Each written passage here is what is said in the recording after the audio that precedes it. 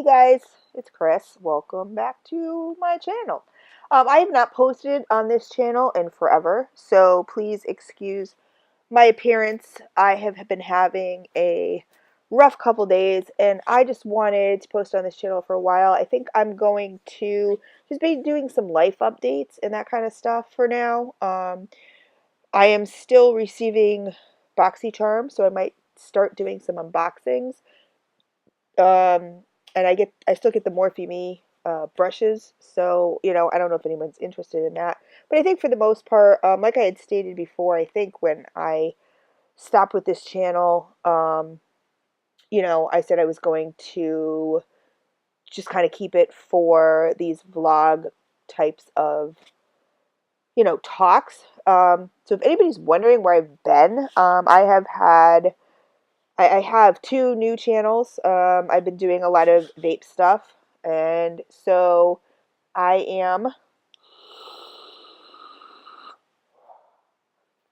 I am doing a lot of I'm doing vape reviews, which are actually kind of on hiatus right now because I'm doing a lot of vape advocacy.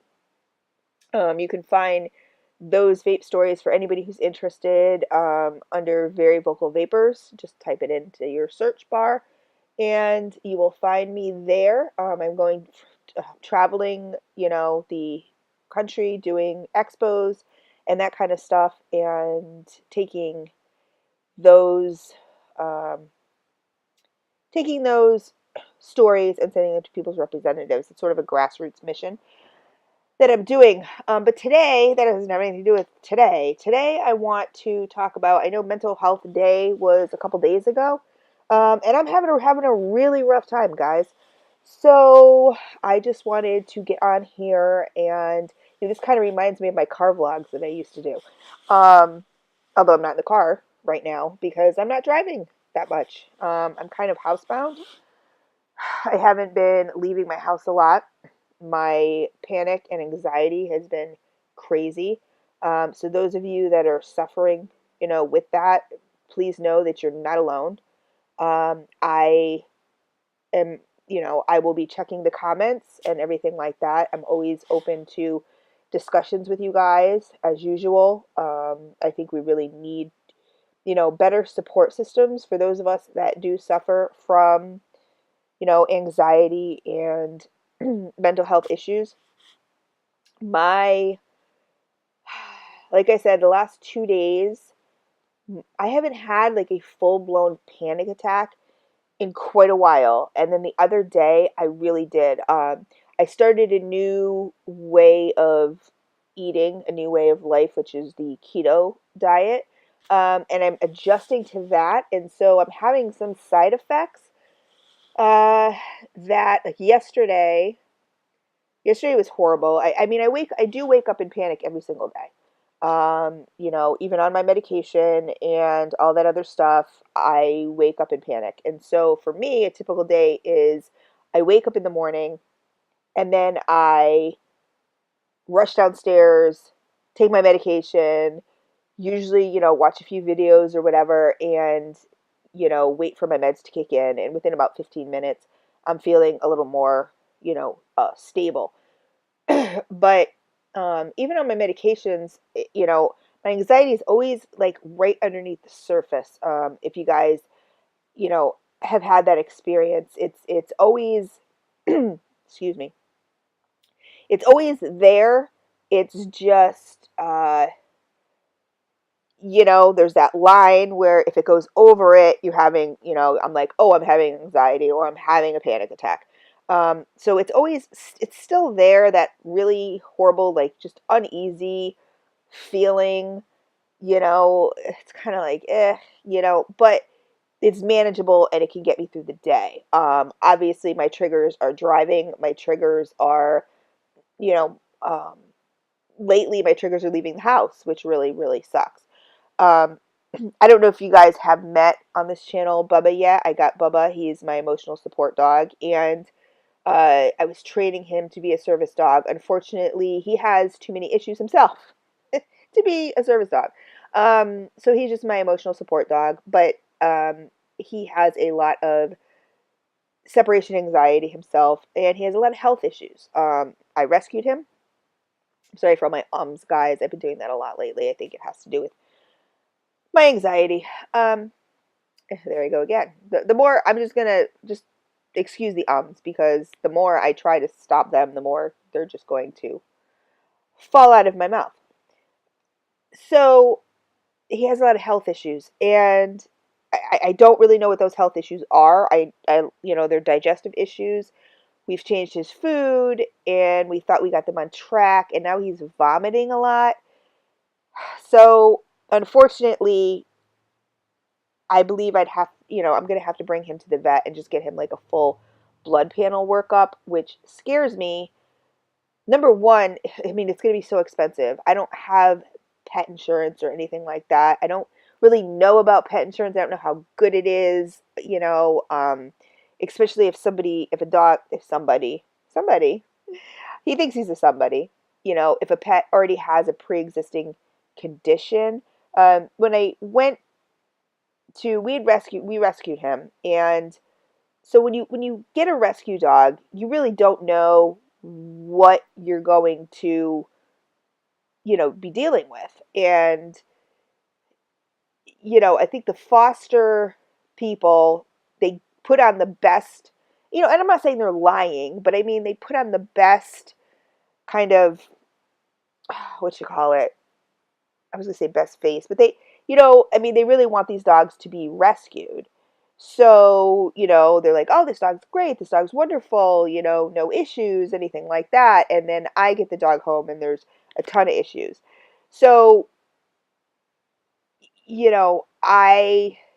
that's been a big, at the beginning, it was really great for me because he had regular training every week, and then we had homework. And so it was really something that I could concentrate on. That kind of took me out of my own headspace.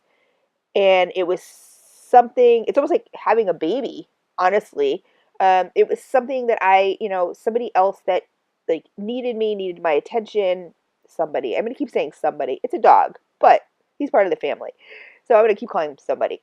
Um, so it was something that I could concentrate on and feel good about when we met certain goals. Like, for example, when we first got him, you couldn't walk him on a leash. Like, he was just horrible on a leash. Now he's fine walking on a leash. I mean, he would just drag you around. Could not do it. Um, and with the training, was going really well as far as like basic obedience, that kind of stuff. We did get him a service dog and training vest and brought him out in public, and kind of trained certain things in. And then I kind of lost my trainer. I don't know what happened to her. She just disappeared. She stopped calling. She stopped answering my texts. And it was $80 a week, which, is pretty expensive. I go every week due to, a lot of they think he was used as a bait dog. He has scars on him and stuff like that. And, I think due to his history, he won't let you cut his nails, and he won't let you give him a bath and all that other stuff. So I also pay for grooming every month. So he gets groomed, a full groom every month. That's like $65. So, and then with vet bills and, heartworm medication and flea medication. And every time we travel, we have to board him. It's really expensive. I get kind of jealous of these people who have dogs. Plus, he's on a special diet. So, I get really jealous of people who have dogs that can like eat scratch from the table or can eat whatever. Like, when we first brought him to the doctor with these issues, they said it was genetic, and he basically had a kind of colitis. So we switched his food. They were giving him Beneful, which is horrible for dogs. And we switched to a food that, worked really well with his bowel movements, because he was having horrible bowel movements. And now, just recently, he started throwing up. And I'm thinking it's the heartworm medication. But he doesn't get treats. He doesn't get anything like that. He eats out of a feeder ball. So, he has to work for his food and everything. So he doesn't eat very quickly or anything like that. And So I'm not really sure what it is, to be honest with you. I really think the only solution, I'm hoping it's not some sort of pancreas issue or anything like that. As the days go by, I get really sad because he's now 2. We've had him for a little over a year, and I'm in love with this dog. So, but the way things are going, it's like I just don't really feel like he's going to have a very long life. And that really sucks, and it makes me really sad. And I feel horrible that I don't have the money to do all these blood workups and do all this stuff. I mean, he gets his basic vet care and his shots and, all that other stuff, but it's really, really expensive. And so, I knew it was expensive owning a dog, but then when you own a dog with health issues, it gets crazy. I could manage the everyday maintenance stuff, but the other stuff is just kind of really, really nuts. I will get him, the blood work that I think is needed. And, and maybe that will then, we'll be able to figure something out. And then, again, that'll be another medication, or more, a medication to put him on, which is more money. So it just became quite evident that he was never going to be a service dog. And I really, at this point, have become his emotional service person. And that's how, you know, uh, how bad things are. I mean, this dog follows me everywhere, everywhere. And he's recently, I don't know if it's because he's not feeling well now with the vomiting or whatever, but within the last, well, I would say last like 4 months, he used to be great with kids. He used to be great with other dogs. He's great in boarding. Like we bring him to the border, he is with a bunch of other dogs and he does amazing. You know, I think he's got a, I don't know what you would call it, but he's just an asshole on a leash. Once you put him on a leash, he turns into a douche. Like, especially around our complex. I think he's gotten very possessive. He doesn't seem to understand that this is a complex. This is not this is common property. It's not our private property. And so when he sees other dogs, he lunges and barks and not in a friendly way. There's a difference with him. He's part lab, part Ridgeback. And so, he has the Ridgeback whine. So he's a big whiner and he's a big dog. He's 85 pounds, which they had told us he was going to be 55 pounds, fully grown. I don't know. So, he's bigger than normal, but he's part of the family. I would never, dream of getting rid of him. But, there's things and there's issues that, when I walk him now, I put him on a leash. Off leash, he's great. He's great. Like, he'll go up to other dogs and he's fine. He'll go up to kids and he's fine. On a leash, and I know this is a common occurrence, I think because they feel they're restricted and everything like that, so they feel more vulnerable. He's gotten aggressive with other dogs. He's gotten aggressive with children, which the children thing really bothers me. But so now it's become a stressor for me because the dog has to go out, and of course, there's one dog in the neighborhood that lives like 3 doors down, and they were very friendly at first, and then this dog took a nip at Bubba. Bubba's his name. Took a nip at Bubba, and you guys you've seen Bubba in my videos. We got a new couch though, so he's not allowed on the couch anymore. So you probably won't see him in any more videos. But so this dog took a nip at Bubba, and so ever since now Bubba hates his dog. And of course, as soon as I take the dog out, take Bubba out for a walk, this woman comes out with her dogs. Like, I'm just like, oh, I mean, I know you have to walk your dogs when you have to walk your dogs, that's just kind of a thing. And this is a common area. It's just very frustrating. And it causes me a lot of anxiety because I'm like, can I take him out? And especially like if he's, really like, he doesn't whine to go out or anything like that, but he'll just sit and stare at you. Like he's just like, staring at you. Or he'll, go to the door. He'll act very like, oh my God, I gotta go out. I gotta go out. And 9 times out of 10, there's somebody else out there. There's another dog out there. So I'll get like to the end of our walkway and see another dog and have to turn around and come back. And it's just so stressful. So but it being mental health day, or it was mental health day, I just wanted to keep you guys kind of up to date on those of you that don't watch my vaping channel. And obviously, I haven't been uploading videos on there. Excuse me. I do a lot of videos on my Facebook. I would consider it not a ton, but on my Facebook, I do live videos on the Very Vocal Vapors page. And if you guys want to look that up on Facebook, you can also join that to get some updates and stuff like that. It's mostly vaping stuff, but I just really figured I'd come on here and just, talk to you guys a little bit about what's going on in my life and everything like that. And, especially due to my mental health. I wish we would get on here on video more often and do more videos when we're doing great.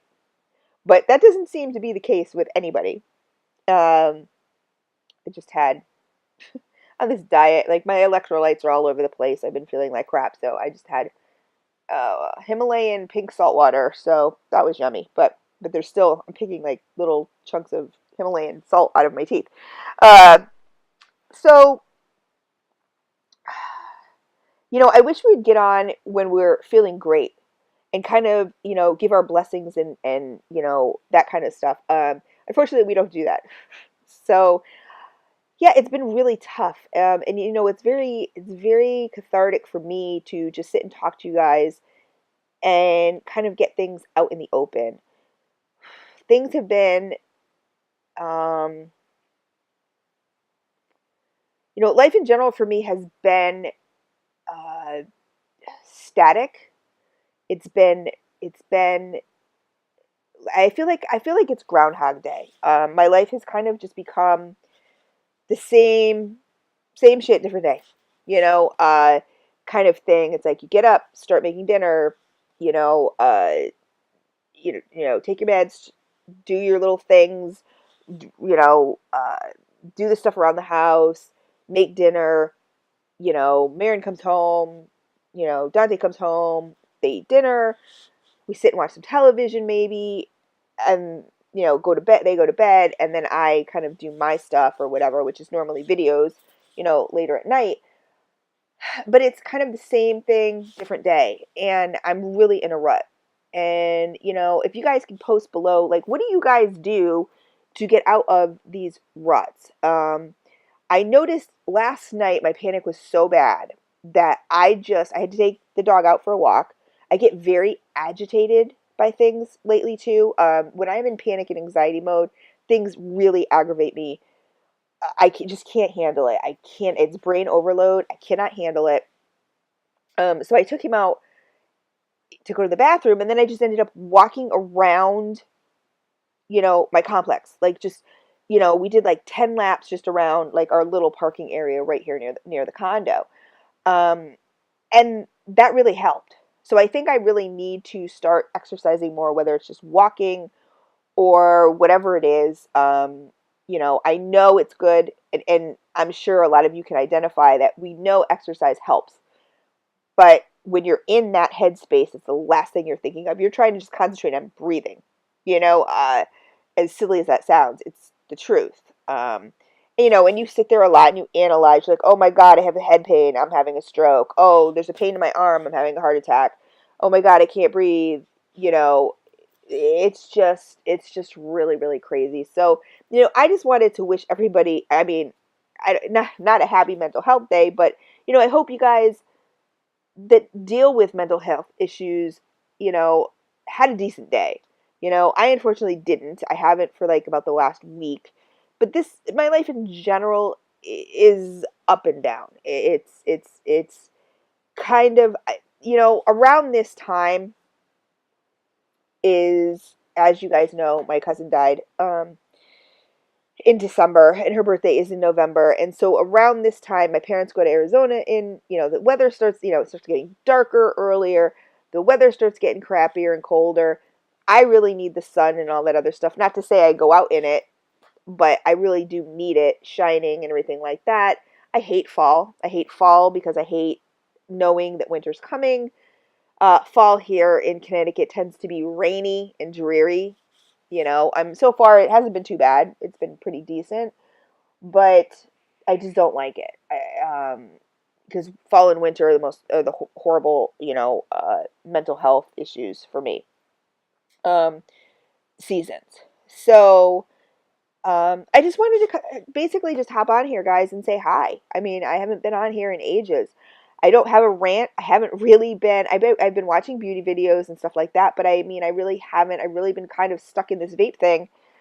It's been, I'm trying to like get this business off the ground, and so it's been a lot of work. It's been a lot of stress, but it's also been a lot of reward because it's been giving me a reason to get up in the morning, a reason to put my makeup on. Not today, but put my makeup on and get ready for the day, take people's vape stories, all that other stuff. So, it's a lot of work, but it's, given me a purpose, and it's great to hear a lot of stories of people like you.